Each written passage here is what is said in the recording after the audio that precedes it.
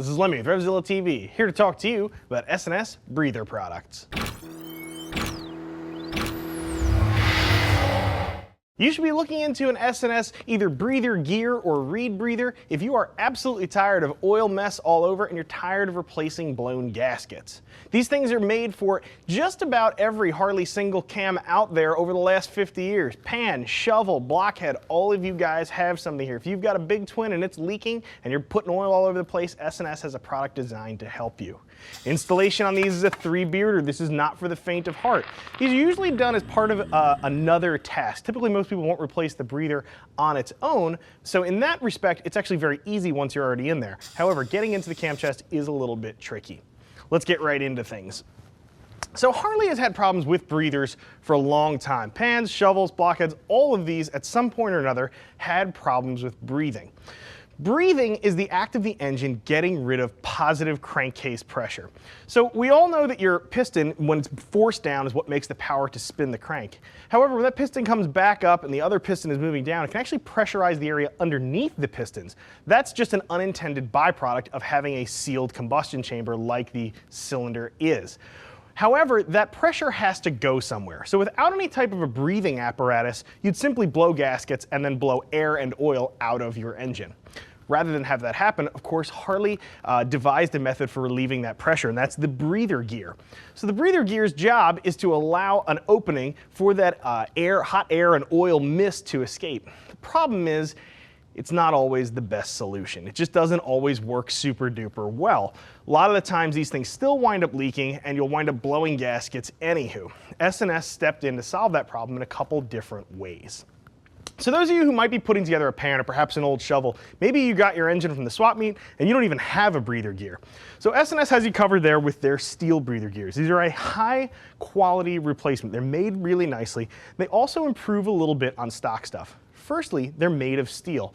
Now you would expect that just about everything inside of an engine, especially in the cam chest, would be made of steel or aluminum, and that's not necessarily true. There was a period throughout the 70s, really up through the 90s, where Harley was experimenting with nylon breather gears. Now you would think that a nylon breather gear wouldn't be so hard on things because it's soft. The problem is that very softness is part of the problem of the breather gear. Carbon and grit, just the stuff that accumulates in oil, can actually get into the gear, into the nylon body, and embed itself. That basically turns that spinning gear then into really an abrasive drum, and it can ruin cases. I know a lot of you have probably had to replace a Harley engine case simply because a breather had grit and grossness in it and wound up destroying a case.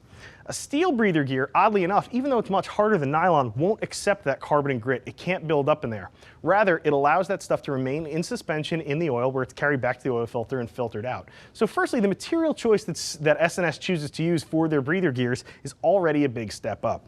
You'll notice here too, they use this real fine mesh in the breather gear window. What this helps do is break apart the air and the oil. So that's like this hot, oily mist that's pumping through here. This helps sort of separate the two out. It gets the oil liquid again and gives the oil somewhere to move so it can be scavenged back into the engine. The other thing they do too is change this window size. You'll notice this window is a little bit bigger than a normal Harley window. They're really optimizing this to give you the best chance at letting the hot air and oil out without necessarily blowing out gaskets or winding up having you pouring oil onto the ground. The other thing they do too is they modify the timing a little bit too so that this window mates up well with the corresponding window inside your engine case. It's a big feature. There's a lot of technology packed into what is really just a little steel tube with a gear on the end of it. Now for those of you who are rocking a blockhead, especially a big inch blockhead, breathing can still be a problem for you too. Unlike the older pans and shovels where these things just sort of vented to atmosphere, the EPA didn't really enjoy Harley doing that. So they wound up routing these into the air box in order that the engine could suck that hot oily mist back in and make use of it, thus sealing the system and keeping things friendly for Mama Earth.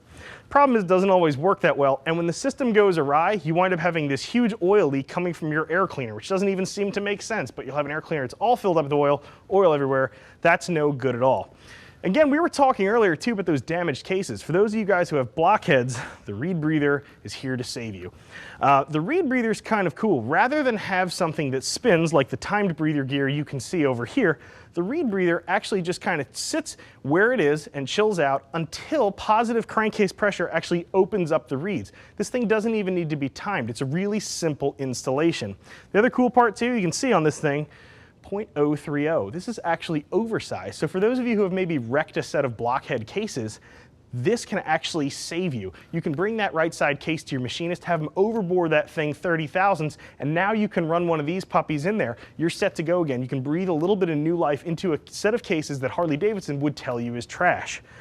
These can also be useful too in the case of somebody that maybe has an overbore or doesn't have the money to have the case machined. Sometimes these can get you by. I know I've stuck one or two of these into some bikes that did have a little bit of scoring in the cases, and these things wound up sort of saving my bacon. I didn't have to spend a whole bunch of money, but these things solved the breathing issue.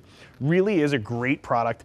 I love these things. I can't talk enough about how good these are. I use them on my own bikes, I use them in customer bikes. Everybody who has one of these things loves them. Even down to the included stuff here. You can see on the steel breather gear, they include a pack of cam shims so you can do the installation correctly. And you'll also notice too, they also have this tiny little spring that comes with the reed breather. Again, that's to give you correct clearance between the cam cover and the breather itself. Now installation-wise, I talked about this being a 3-bearder. It's kind of a conditional 3-bearder. So if you're going into your cam chest just to do one of these, yes, you have a lot of work in front of you. You're gonna have to find some way to get those push rods out of there. You're gonna have to pull lifters, yank the cam chest. You've got a lot of work to do to get inside the engine, and you should know how to time your engine so you can go ahead and set everything back up correctly. However, I imagine most of you are not going in to do this specifically. You're probably in your cam chest for something else. Maybe you're doing a cam swap. Perhaps you're checking something out in there. Perhaps you're doing a little oil pump work. Now, if this is a stack-on item, if you're already in there doing something, ordering one of these and throwing it in while you're in there really presents no labor at all. You're simply going to replace a factory part with an S&S part. So in that realm, it's very easy to install one of these. However, the required labor to get in there is significant. You should be aware of that before you start. As I said, I think these things are great. I don't think I've ever had an S&S product let me down. I love just about everything from them I've purchased. The reed breather and the steel breather gears are absolutely no exception. My opinion is not the only one that matters though. Click below, check out some rider reviews, learn a little bit more about somebody who has one of these in their big twin. See if this might work for you.